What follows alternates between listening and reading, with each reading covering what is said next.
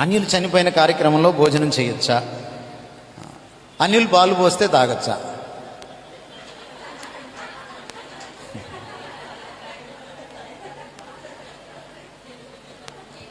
అన్య కంపెనీలు car కొనుక్కోవచ్చా? Scooty కొనుక్కోవచ్చా? ఏమిటండి మీరు కట్టిన చీరలు ఎవరు? క్రిస్టియన్స్ నేసారా? క్రిస్టియన్స్ నేసారండి? పిచ్చి కాకపోతే ప్రార్థనతో వాక్యంతో సమస్తం పవిత్రీకరించబడతాయి. అర్థమైందా? ఇలాంటి పిచ్చి పనులు చేయకండి.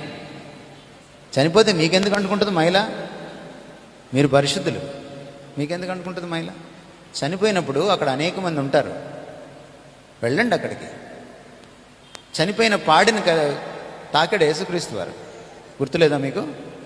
ఒక పేద విధవరాలి కుమారుని లేపాడు. వాడేం విశ్వాసం కాదు, అన్యుల అధికారుల కుమార్తెను లేపాడు ఆయన. వాళ్ళేం విశ్వాసులేం కాదు. మహిళ ఏమన్నా అంటుకుందా? నో. కుష్ఠరోగుల్ని తాకాడు.